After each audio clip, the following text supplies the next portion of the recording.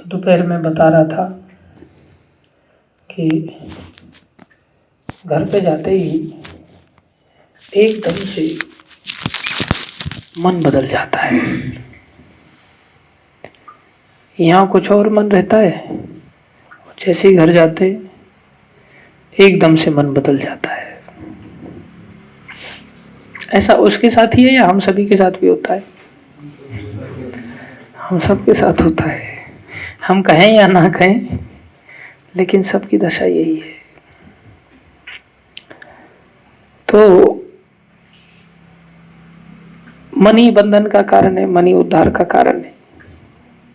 और देखो, हमें पता भी चल जाता है कि मन बदल गया, तो भी हम जो है उसको बदलने देते हैं।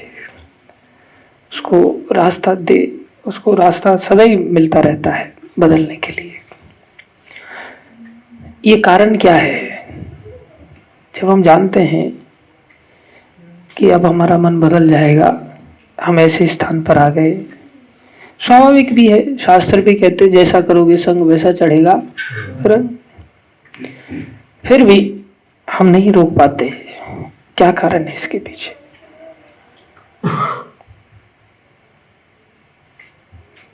जानते हैं ठीक नहीं है, फिर भी हम उसे छिद्र दे देते हैं। हर क्रिया में ऐसा होता है। रहने की बात नहीं है, खान पान को लेकर के भी होता है। हम जानते हैं ज्यादा खा लेंगे तो भाई सो जाएंगे, है कि नहीं? हम ये भी जानते हैं कि समोसा आलू से ही बनता है।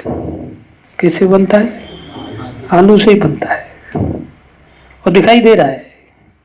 फिर भी क्या सोच रहे हैं? नहीं, शायद किसी और चीज से बना होगा, है कि नहीं? और पा लेते उसको। ये भी लालच है ना जीवा का। जीवा बेगम, उधर उपस्थ बेगम, सभी बेग हैं ये। खान पान को लेकर के या बोल चाल को लेकर के हम जानते भाई मीठा बोलना चाहिए, किसी से कड़वा नहीं बोलना चाहिए। जीवा को जैसे मीठा बहुत अच्छा लगता है खाने में, ऐसे ही बोलने में भी अच्छा लगना चाहिए। नहीं बोल पाते। इन सब चीजों के पीछे क्या कारण है? घूमना फिरना, कपड़े पहनना, हेयर स्टाइल हो, बोल चाल हो, सब जीवन में व्यवहार में हम सभी जानते हैं ये करना चाहिए, ये नहीं करना चाहिए। कब मन बदल जाता है ये भी जान जाते, देखते ही मन बदल जाएगा। जब तक नहीं देख रहे तब तक नहीं मन बदलेगा। देखेंगे तो मन बदल जाएगा, रहेंगे तो मन बदल जाएगा, पहनेंगे तो मन बदल जाएगा, घूमेंगे फिरेंगे तो मन बदल जाएगा। पता होते हुए भी नहीं रोक पाते। क्या कारण है?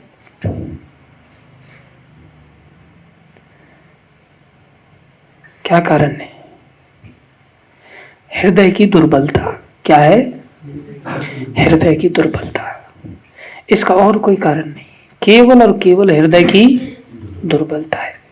ये हृदय की दुर्बलता आसानी से नहीं जाएगी। अभी भगवान के साथ अर्जुन का प्रश्नोत्तरी चल रहा है। भगवान ने अर्जुन को समझा दिया, भाई तुम्हारे अंदर हृदय दुर्बलता है, इस हृदय दुर्बलता को तुम त्याग दो। कोई पहलवान किसी से झगड़ा करता है, बार बार हार जाता है, इसका मतलब क्या है? शारीरिक दुर्बलता। इसी प्रकार हमारा जो हृदय है ये दुर्बल है। आध्यात्मिक मार्ग में जानते हुए भी कट्टरता से नहीं चल पाता। कारण क्या है? हृदय की दुर्बलता। अब इस हृदय को थोड़ा अच्छा बनाना है। कैसे अच्छा बनेगा ये? भगवान के साथ प्रश्नोत्तरी हो रही है अर्जुन की। भगवान ने बोला तुम शरीर नहीं आत्मा हो। दूसरा अध्याय सारा शरीर नहीं आत्मा के ऊपर चला गया। तीसरे अध्याय से भगवान ने कर्मयोग को लटाला, अन्य अनेकों योगों को बताया। भगवान ने एक के बाद एक चैप्टर चलता चला गया। तो दूसरा अध्याय सुन करके उसको समझ जाना चाहिए वैसे तो, क्योंकि दूसरे अध्याय में ही सब कुछ आ गया, बचा क्या? लेकिन समझ में आया? अनेकों अध्यायों में, हर अध्याय में तकरीबन उसने कुछ न कुछ प्रश्न डालता गया हमारे लिए। किसके लिए? हमारे लिए। अन्यथा एक श्लोक भी पर्याप्त है, लेकिन हर अध्याय भगवान बोलते चले गए।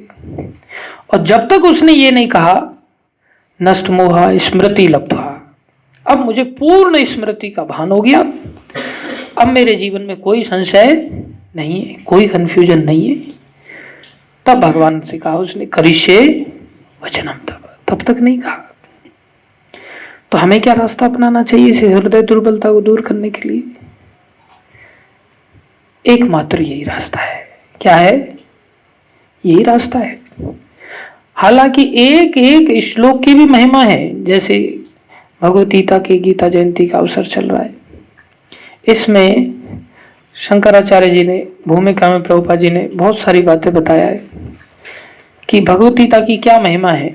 कई सारी बातें बताई उन्होंने, हम सभी को पढ़ना चाहिए। और ये 7 श्लोक ऐसे हैं, इनको याद भी रखना चाहिए। इससे क्या है, हम सभी का निष्ठा बन जाती है। क्या बता रहे?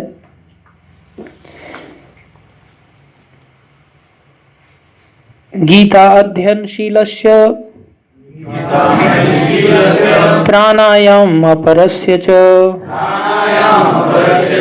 नैव सन्ति हि पापानि पूर्व जन्म कृतानि च। ये अगर कोई गीता अध्ययनशील, अगर कोई गीता का अध्ययनशील बन जाए, गीता का अध्ययन करने वाला बन जाए, क्या होगा उसका? लेकिन प्राणायाम परस्य, उसको बड़ी निष्ठा के साथ, जैसे प्राणायाम करते हैं ना, कितनी निष्ठा, इधर उधर कोई ध्यान नहीं भटकने देते, ऐसी निष्ठा के साथ अगर कोई करता है, नैव सन्ति ही पापानि, उसके जीवन में पुनर्जन्म कृतानि, जो पुनर्जन्म के जो पाप हैं, एक तो उसके जीवन के अनेकों पापों से मुक्त हो जाएगा और पुनर्जन्म से बच जाएगा। पूर्व जन्म कृतानि, पूर्व जन्मों के पापों से बच जाएगा। जब पूर्व जन्म के पापों को काटने के लिए कितने कितने प्रायश्चित होते हैं। पूर्व जन्म के पाप आसानी से कटते नहीं है। हम संसार में जो भी दुख पाते हैं पूर्व जन्मों के कर्मों के कारण ही पाते हैं।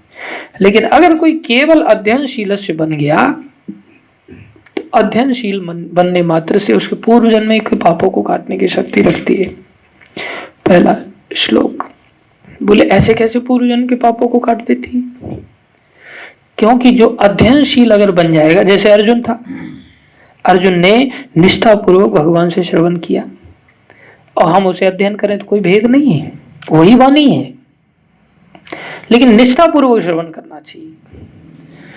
तो अर्जुन के साथ ऐसा क्यों हुआ, वो भी प्रभुपाद जी लिख रहे हैं कि पूर्व जन्म के पापों को कैसे काट देगा।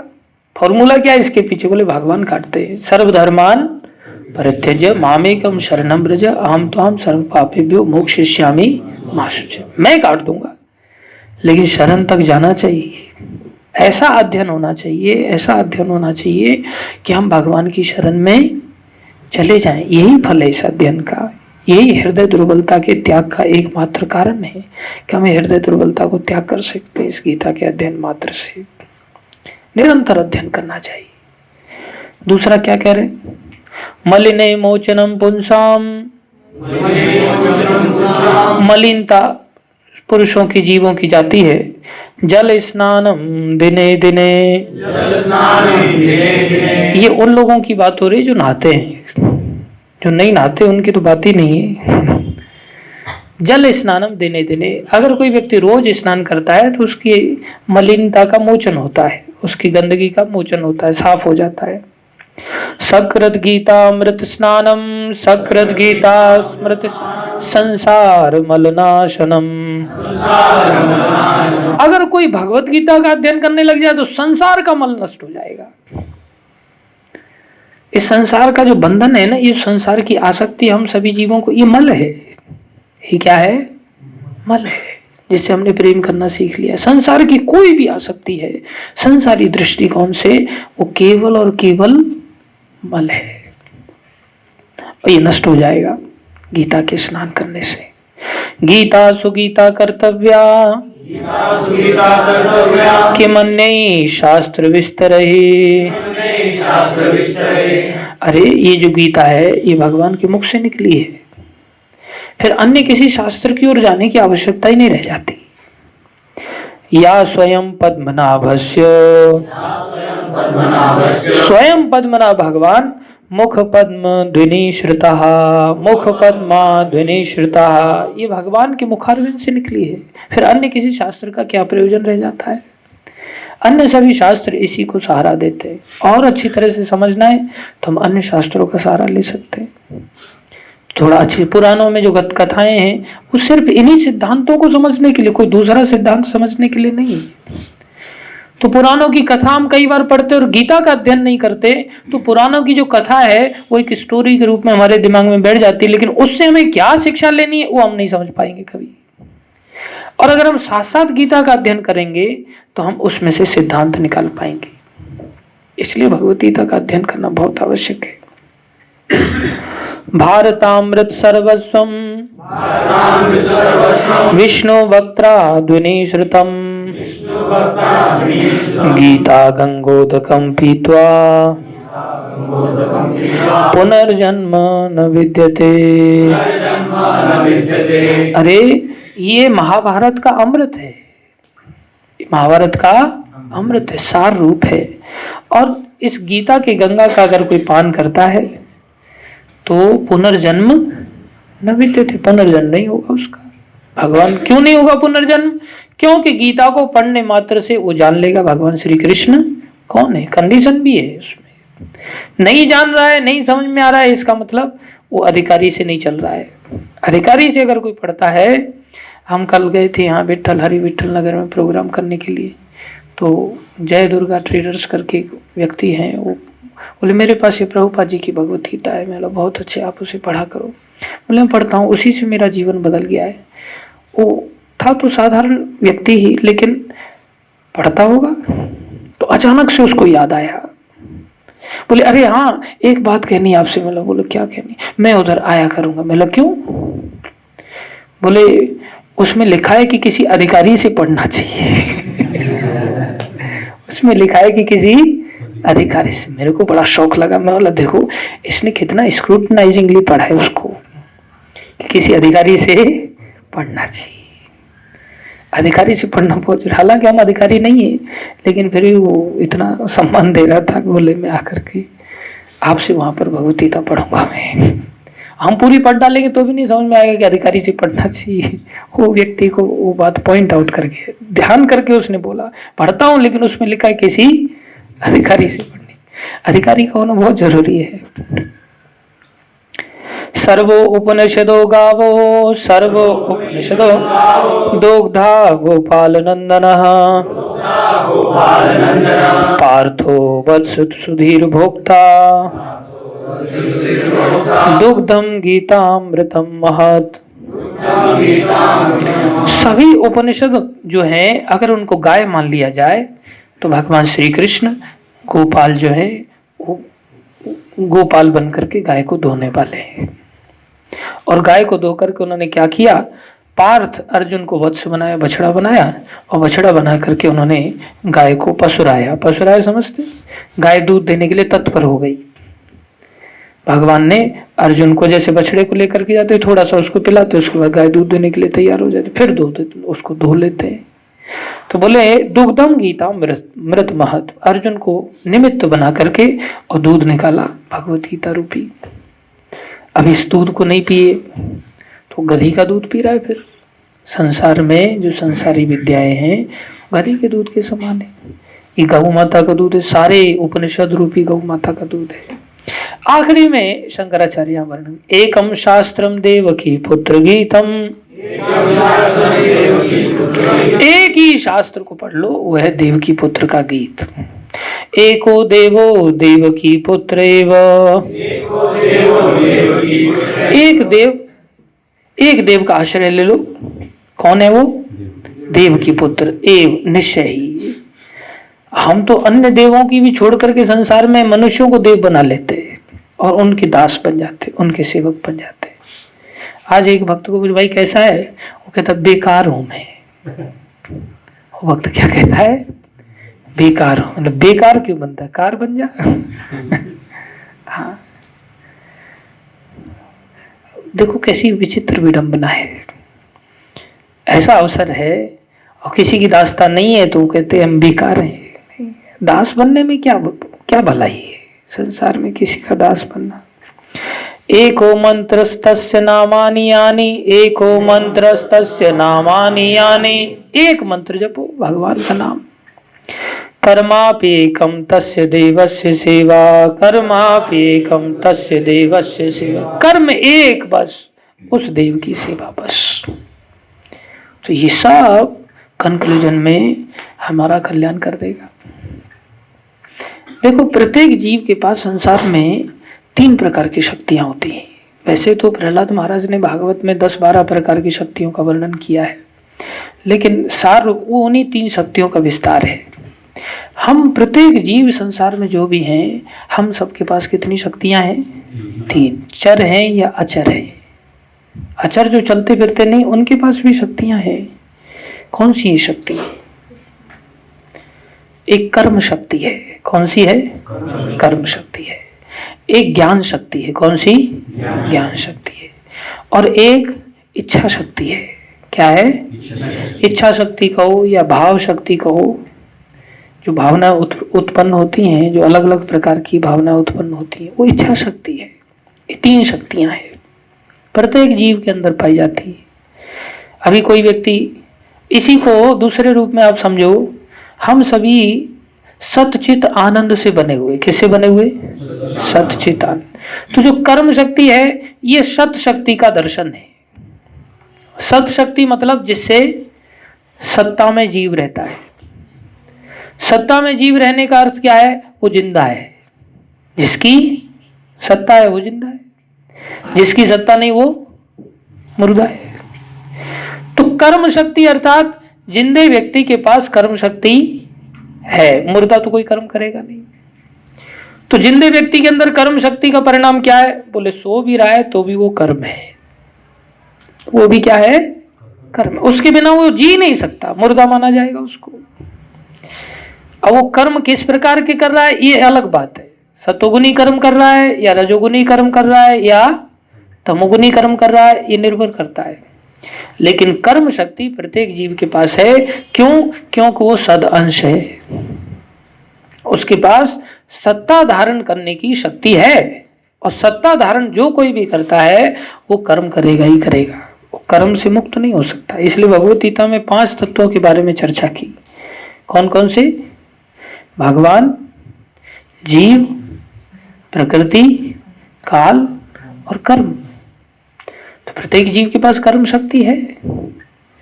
दूसरा, ज्ञान शक्ति। ज्ञान शक्ति क्यों है? क्योंकि चिदंश है। सतचित चिदंश है ना, तो चिदंश होने के कारण उसके पास ज्ञान शक्ति भी है। और ज्ञान अज्ञान से ढका हुआ है तो अलग तरह से बिहेव कर रहा है, लेकिन है जरूर। जैसे प्रभुपाद जी आज हम पढ़ रहे थे, प्रभुपाद जी बता रहे थे कि हाँ, जिस प्रकार से लाइट है और उसके ऊपर पीला अगर कागज लगा दिया जाए तो कैसा प्रकाश देगी? पीला प्रकाश देती। नीली अगर पॉलीथीन लगा दो तो नीला प्रकाश देती। इसी प्रकार ज्ञान को अज्ञान से ढक दो तो ढक गया हो, थोड़ा थोड़ा प्रकाश देगा। चिद अंश है तो रहेगा ही रहेगा।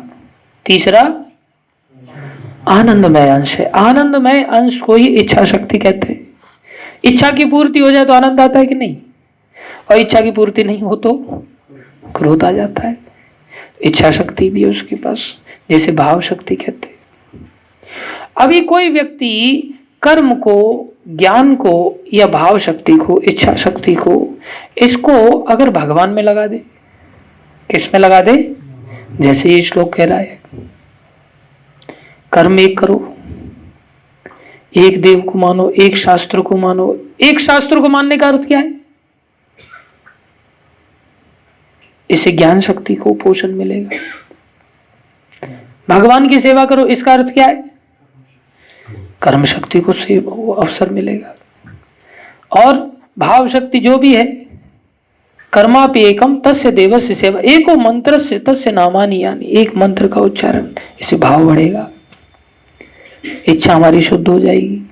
मंत्र माने जो मन को तारयते इति मंत्रा, मन में ही तो इच्छाओं का प्रकाश होता है। मन शुद्ध हो गया तो इच्छा शक्ति शुद्ध हो गई। तो अगर कोई व्यक्ति इन तीनों चीजों को किस में लगाए? भगवान में लगाए, ब्रह्म में लगाए, परम ब्रह्म में लगाए। ब्रह्म परम ब्रह्म अर्थात क्या? विभु आत्मा। क्या? विभु आत्मा, विशाल दृष्टिकोण। और जितना इसको छोटा करते चले जाओ उतना ही वो कर्म तमोगुनी बन गया। जितना भगवान में विस्तृत रूप से लगाया उतना ही सतोगुनी बन गया, निर्गुण भी बन जाता है, ब्रह्म में लग गया। तो जब हमारा कर्म भगवान में लगने लग जाए वो कर्मयोग बन गया। क्या बन गया? कर्मयोग बन गया। ज्ञान हमारा भगवान में लगने लग जाए, भगवान से संबंधित हो गया, हमारी ज्ञान शक्ति का हम उपयोग करने लगे भगवान से संबंधित, तो क्या योग, कौन सा योग बन जाएगा? ज्ञान योग बन जाएगा। संपूर्ण रूप से अगर कोई कर्मों को भगवान की सेवा में लगाता है तो कर्मयोग बन जाता है, पूर्ण योगी हो जाता है, उससे भगवान की प्राप्ति हो जाती है। ज्ञान को लगाता है तो ज्ञान योगी बन जाता है। और अगर भावनाओं को लगा देता है, इच्छाओं को लगा देता है तो कौन सा? भक्ति योगी बन गया। हर इच्छा को भगवान की सेवा के लिए यूज करने लगे। अभी कर्म को लगा रहा है लेकिन इच्छा नहीं है,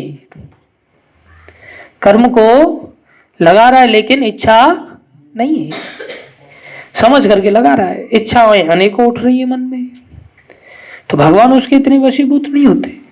लेकिन अगर किसी की इच्छाएं भगवान में लग गई, उसका कर्म भी लग जाएगा, उसका ज्ञान भी लग जाएगा, उसका सब कुछ, वो सबसे बड़ा योगी है। इच्छाओं को जिसने भगवान में लगा दिया वो सबसे बड़ा योगी है। लेकिन इच्छाएं बदलती रहती हैं, इच्छाएं हमारी अलग अलग देश काल परिस्थिति में बदलती रहती। क्यों बदल रही है? क्योंकि हृदय दुर्बलता है। इस हृदय दुर्बलता को जितना आश्रय इसका लिया जाए उतना नष्ट कर सकते हैं, और फिर हमारा कर्म ही नहीं।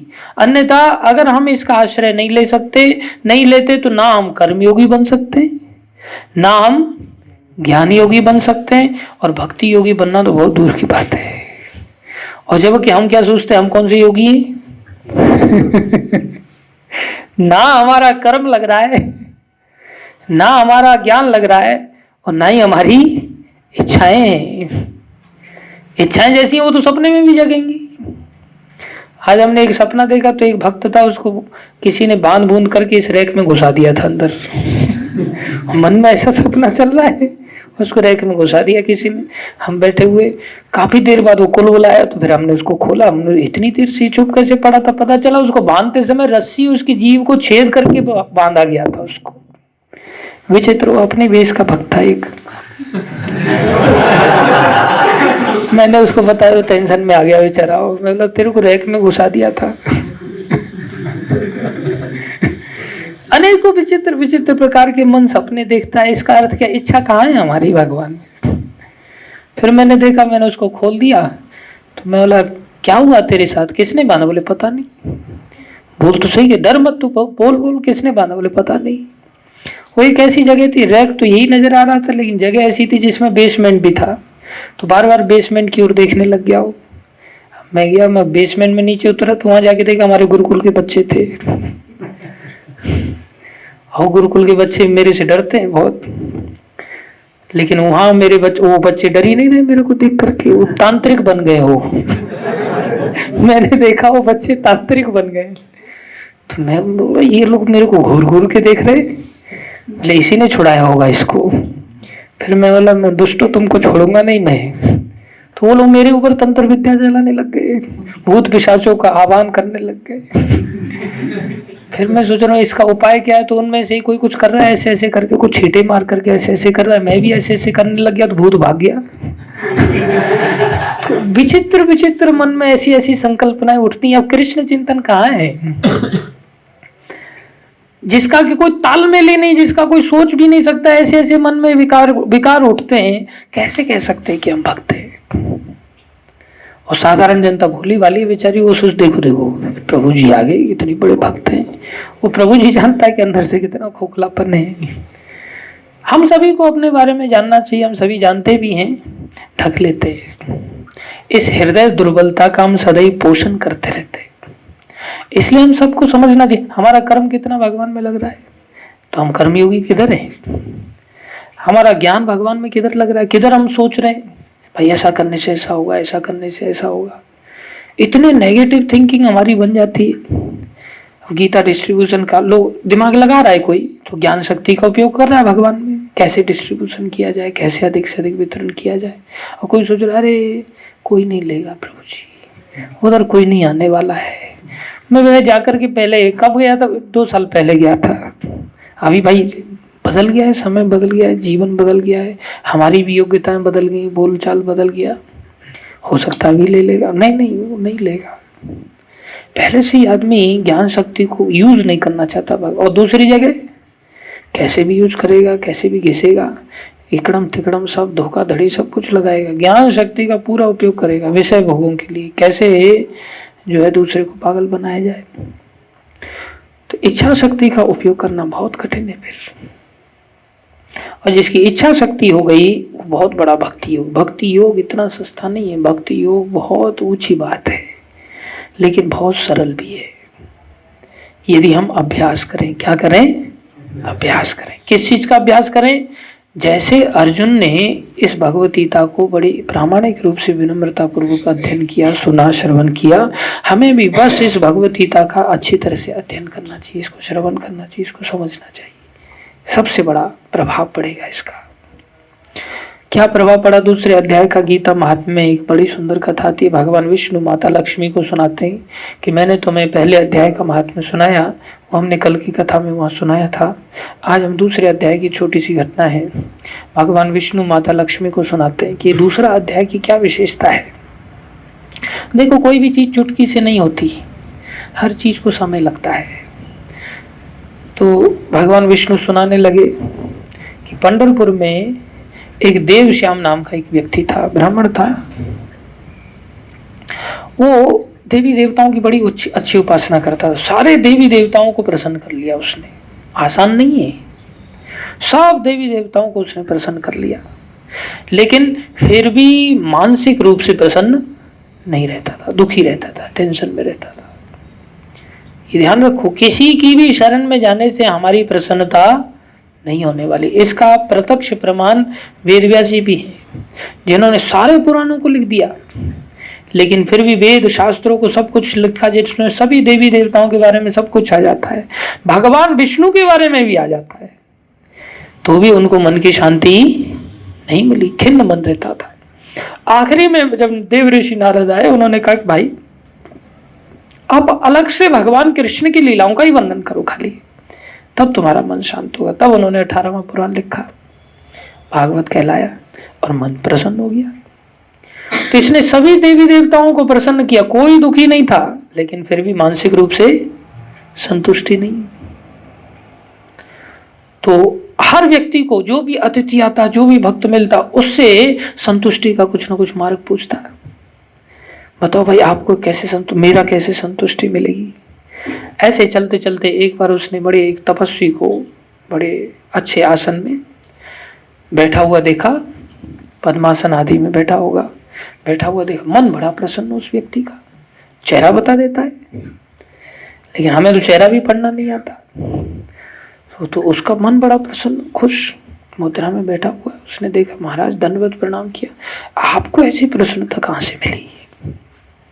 श्री प्रभुपाद जी को देखो कितने प्रसन्न रहते प्रभुपाद, आपको ये प्रसन्नता कहाँ से मिली? इसका रहस्य क्या है? बोले इसका भगवान श्री कृष्ण में मन लग जाना है। बोले फिर मेरे को बताओ कैसे मेरा लगेगा? बोले इसके लिए तुम मित्रवान के पास चले जाओ, यहाँ पास में ये गांव है, गांव का कोई नाम बताया उसने, वहां पर वो, बोले वो क्या करता है? बोले वो बकरियां चराता है। क्या करता है? बकरियां चराता है। उसको बड़ा विचित्र लगा, लेकिन उसने जब बोला तो उसको विश्वास हो गया। गांव में जाकर कुछ जंगल में घुस गया। जंगल उत्तर दिशा की, बड़ा सुंदर उसको जंगल लगा। जंगल में देखा बकरियां घूम रही, लेकिन बड़े आनंद से घूम रही। दूर देखा तो एक ऊंचे से पत्थर पर मित्रवान नाम का जो बकरियों को चराने वाला जो व्यक्ति वो बैठा हुआ है, लेकिन बड़ी प्रसन्न मुद्रा में। और क्या देखता है कि वो बकरियों के साथ शेर चीते भी घूम रहे हैं। हिंसक जानवर भी उन बकरियों के साथ बिंदास घूम रहे हैं, और कोई किसी को खा नहीं रहा है, कुछ नहीं कर रहा है। इसको बड़ा आश्चर्य हुआ, ये क्या चक्कर है? इसने जाकर के उसको दंडवत प्रणाम किया। बोले मेरे को ऐसे ऐसे उस ब्राह्मण ने भेजा है, आप जो है मुझे ज्ञान दीजिए, मेरे मन को शांति प्रदान कीजिए। आप कैसे शांत है, और यहाँ का वातावरण तो मैं देखता हूँ बड़ा विचित्र है, बड़ा अद्भुत है। यहाँ पर कोई किसी को खाता ही नहीं। ये सब आपने कैसे प्राप्त किया? तो बताने लगा कि मैं एक्चुअली मैं बकरियों को चराते चराते इस जंगल में आता था, तो एक बार एक शेर ने मेरी बकरियों के ऊपर आक्रमण किया, और शेर के आक्रमण से सारी बकरियां इधर उधर भागने लगी। अब मैं भी भागने लगा। अब थोड़ी ना बकरियों को बचाएगा शेर से, खुद को बचाना पहले जरूरी है। भय संसार में सबसे बड़ा प्रमुख बात है। तो भय युक्त तो संसार है ही। क्यों है? क्यों कोई नंद नंदन का भजन नहीं करता। भजहु रे मन श्री नंद नंदन, अभय चरनार बिंद रे। भजहु रे मन श्री नंद नंदन, अभय चरनार बिंद रे। एक वक्त बता रहा था कि एक वो है, व्यापारी है, ओनर है कंपनी का, बिल गेट्स। बोले उसकी संपत्ति इतनी है कि 3 करोड़ रोज बांटे तो भी 230 साल लग जाएंगे, कुछ ऐसा ही नंबर था। 245, वो 15 साल और ज्यादा जानता है वो। 245 साल लग जाएंगे अगर वो रोज 3 करोड़ बांटे तो। बोले लेकिन फिर भी वो आज काम करता है। तो उसने बोले मोरल क्या है इसका? बोले पागल है। मोरल क्या निकला? बोले पागल है, उसको अकल ही नहीं है अभी, और वास्तव में ही पागल कहा जाएगा उसको। भय सता रहा है ना, कोई तो भी भय है जिसके चलते वो गधा मजूरी कर रहा है। तो ये भागा शेर से डर के। जब काफी दूर चला गया तो जाकर के देखता हूँ शेर इधर उधर बकरियों के पीछे पड़ा था। तो फिर सोचा कि भाई किधर गया शेर? काफी दूर पागलों की तरह भागते भागते घने जंगल में अंदर चला गया। पीछे मुड़ के देखा तो बकरी उसको कह रही है रुक क्यों गया, खा ले। कौन कह रही है? बकरी उसको कह रही है रुक क्यों गया। शेर और बकरी दोनों को आमने सामने देखा, और बकरी कह रही है रुक क्यों गए हो, खा लो, तुम्हारे सामने तुम्हारा भोजन है, अब ये हिचकिचाहट क्यों, खाओ खाओ। और शेर कह रहा है मैं भी आश्चर्यचकित हूं कि तुम मेरे सामने हो, मैं खा क्यों नहीं रहा हूं। बोले मुझे अब बिल्कुल भूख ही नहीं लग रही और प्यास भी नहीं लग रही, मुझे भूख भी नहीं और प्यास भी नहीं। वो बकरी भी कह रही कि मुझे भी कुछ ऐसा लगता है कि मुझे बिल्कुल भय ही नहीं लग रहा है तुमसे। वो मेरा भय कहां चला गया? मैं कह रहा हूं तुम खा लो, वो मेरा भय कहां चला गया? तो दोनों इधर उधर देखते, बोले ये चक्कर क्या है? तो बोलो ये देख रहा था खड़ा खड़ा, बोले ये बकरी को नहीं खा रहा तो मेरे को क्यों खाएगा। वो खड़ा खड़ा देख रहा था। तो उन दोनों ने देखा, शेर ने और बकरी ने, बोले अरे चलो इससे पूछते हैं। वो चले गए इसके पास, मित्रवान के पास। वो चले गए तो आश्चर्यचकित, बोले हमारे साथ ऐसा क्यों हुआ कि मेरे को भूख प्यास कुछ सता ही नहीं रही है, और जो हिंसक वृत्ति थी, जो क्रोध था, वो भी नहीं आ रहा है। बिना क्रोध के थोड़ी कुछ हो सकता है। और बकरी सोच रही मेरे को भी शरीर से कोई आसक्ति नहीं, मैं तो खिलाने के लिए तैयार हूं, लेकिन खाता कि मेरा भय चला गया इससे। और वो मित्रवानी मेरे को भी आश्चर्यचकित हो रहा है, था मैं रुका ही क्यों? मैं तो भयभीत होता तो मैं भागता ही रहा, लेकिन यहाँ आकर के मैं रुक गया। तो उसने देखा कि पास में डाली पर एक बंदर बैठा। उस बंदर से पूछा उसने, भाई ऐसा क्यों हुआ? तो बंदर बताता है कि यहाँ पर सामने देखो एक मंदिर है, और उस मंदिर में ब्रह्मा जी ने स्वयं शिवलिंग की स्थापना की है। किसकी स्थापना? शिवलिंग की स्थापना ब्रह्मा जी ने की है। और काफी समय पहले यहाँ पर एक ब्राह्मण रहता था। वो ब्राह्मण यहाँ पर आराधना करता था, रोज ये नदी से ला करके पुष्प और जल अर्पण करता था शिव जी की। बड़ी आराधना, कई वर्षों तक उसने आराधना किया, और कई सालों तक आराधना करने के पश्चात अचानक से एक ऋषि आए, बड़े प्रसन्न मुद्रा में आए। तो वो ब्राह्मण कहने लगा कि हे ऋषिवर, इतने समय से मैं यहाँ आराधना कर रहा हूँ, कई साल बीत गए, आज मुझे उसका फल मिला है। बोले कैसे फल मिला है? बोले मैं यहाँ केवल भगवत विज्ञान जानने के लिए ही मैं आराधना कर रहा था शिव जी की, और आज आपको सत्संग के लिए भगवान ने भेज दिया है। सत्संग मिलना इतना आसान काम नहीं है। बोले आज आपको सत्संग के लिए भगवान ने भेज दिया, आज मेरी सारी मेहनत तपस्या जितनी भी सेवा पूजा थी, आज वो फलीभूत हुई है। सत्संग बहुत बड़ी चीज है, कथा का श्रवण करना। तो आप जैसे प्रसन्न है, आप मुझे कुछ विद्या दीजिए। उसने क्या किया, वो ऋषि ने वहां पर पत्थर पर भगवत गीता का दूसरा अध्याय लिख दिया। अब सत्संग तो मिल गया, फलीभूत होगी, लेकिन अभी भी फलीभूत होना वास्तविक रूप से बाकी है। उसने अध्याय लिख दिया, बोले रोज तुम इस अध्याय को पढ़ा करो। क्या करो? रोज अध्याय को पढ़ा करो, तुम्हें ऐसा दिव्य ज्ञान अपने आप प्राप्त हो जाएगा। और रोज अभ्यास करने लगा, जैसे जैसे उन्होंने बताया वैसे वैसे करने लगा। करते करते करते करते यहाँ का स्थान इतना दिव्य बन गया, उसके उच्चारण करने मात्र से रोज, कि यहाँ पर सभी जीव हिंसा वृत्ति को त्याग करके शरीर के स्तर से खाली स्थान पे आते ही एकदम से मुक्त हो जाते हैं। और यहाँ सभी प्रेम से घूमते फिरते आनंद लेते। हिंसक जानवर जड़ योनि के वो लोग यहाँ पर घूमने लग जाते हैं। और बोले उसी के प्रभाव से फिर मैं यहाँ पर रह गया, और तब से यहाँ मेरे शरीर का कोई कष्ट ही नहीं व्यापता। मेरी बकरियां भी आनंद से घूमती रहती। देखो कैसा विचित्र प्रभाव है। लेकिन ये चुटकी एकमात्र दूसरा अध्याय ही, क्योंकि उसमें आत्मा का ज्ञान है। आत्मा के ज्ञान को बार बार बार बार बार बार पढ़ने से, सुनने से उसके अंदर, सबके अंदर आत्म तत्व पैदा हो गई। उस स्थान में आत्म तत्व पैदा करने की शक्ति आ गई। जैसे काकभूषण जी का स्थान है, उसमें 1 योजन तक माया का प्रवेश नहीं, 12 किलोमीटर तक की रेंज में माया का प्रवेश नहीं। मतंग ऋषि का भी आश्रम ऐसा था। ऐसे पूर्व में कई सारी घटनाएं घटी, और आज हम लोग भी अपने जीवन में अनुभव कर सकते। जहां कथा कीर्तन होता है, खाना पीना सोना तो सब जगह है। मंदिर में भी खाना पीना सोना है, लेकिन यहाँ क्या चीज है? नित्य कथा कीर्तन है। नित्य कथा कीर्तन है तो यहाँ मन बदल जाता है। हाँ, इतने बड़े भक्त नहीं है कि हिंसा वृत्ति छूट जाए, भूख प्यास छूट जाए, सब कुछ छूट जाए। इतने बड़े भक्त नहीं है। हाँ, इतने बड़े भक्त का अगर सानिध्य मिल जाए तो हम तुरंत ब्रह्मनिष्ठ हो सकते। तुरंत ब्रह्मनिष्ठ होना सिर्फ सत्संग के ऐसे प्रभाव का आवश्यकता है।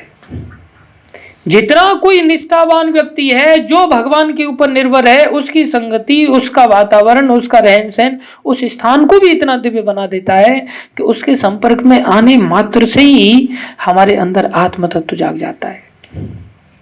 अब पहली बार उस ब्राह्मण ने कितनी तपस्या की होगी, कितने साल लगा दिए उसने, और अभी सब लाभ ले रहे हैं वहां पर। प्रभुपाद जी ने कितनी तपस्या की होगी इस लिटरेचर को लिखने के लिए, अभी सब लाभ ले रहे हैं। रमन रेती वृंदावन का बिल्कुल बाहर का हिस्सा था, और प्रभुपाद जी ने वहां मंदिर बनाया। और इतने शुद्ध भक्त थे, जैसे किसी समय में गोविंद जी के मंदिर में सारा वृंदावन उमड़ के जाता था, क्योंकि वहां रघुनाथ भट्ट गोस्वामी भागवत कथा कहते थे और लोग रोते थे। और आज देखो प्रभुपाद जी की ऐसी दया कि वो इलाका सूना पड़ा है। गोविंद देव के मंदिर को वृंदावन में कोई जाता ही नहीं, क्योंकि भक्त चले गए। और प्रभुपाद जी ने यहाँ पर इतना अद्भुत चमत्कार किया कि आज 4 बजे लोग भर जाते हैं, पूरा मंदिर भर जाता है 4 बजे। किस चीज का प्रभाव है? एक शुद्ध भक्त की भक्ति का प्रभाव है। इसलिए इस दुर्बलता को अगर हम त्यागना चाहते हैं और अपने आप का अगर कल्याण करना चाहते हैं, भगवान से पुनः मिलना चाहते हैं, तो हमें इसका बारंबार आश्रय लेना पड़ेगा। हम भी भक्त बन जाए तो हम भी सब जगह ऐसा कर सकेंगे। प्रभुपाद सब जगह इस भगवत गीता को देखेंगे। हमें ऐसा नहीं पंढरपुर में जाकर के वहाँ पत्थर खोजे, भाई कौन से पत्थर पे भगवत गीता लिखी हुई है, उसका दूसरा अध्याय वहीं पढ़ने को मिलेगा, बाकी कहीं पढ़ने को नहीं मिलेगा। ऐसा नहीं, गीता सर्वत्र है। नहीं ऐसी भावना आ रही है, मन बार बार बदल रहा है, बार बार पढ़ो, बार बार पढ़ो, बार बार पढ़ो, इतने बार पढ़ो कि ऐसी अवस्था एक अध्याय को भी पढ़ने मात्र से आ सकती है, एक श्लोक को पढ़ने मात्र से आ सकती है। लेकिन बार बार उसका मर्म जानना चाहिए, समझना चाहिए, और उसके लिए किसी अधिकारी का आश्रय लेना चाहिए। इसलिए अगर भक्तों का सानिध्य मिले तो उसको प्राण दे करके, खरीद करके उसको कभी त्यागने का सोचना भी नहीं चाहिए सपने में। और ऐसा करते चलेंगे तो शीघ्र ही हमारा मंगल होगा, और हम अपनी कर्म शक्ति को भी, ज्ञान शक्ति को भी, इच्छा शक्ति को भी, सबको भगवान की सेवा में आसानी से लगा पाएंगे। यही एकमात्र रास्ता है। श्रील प्रभुपाद की जय, अनंत कोटि वैष्णव वृंद की जय, भगवान की वाणी भगवत गीता की जय, आप सब भक्तों की हरे कृष्ण।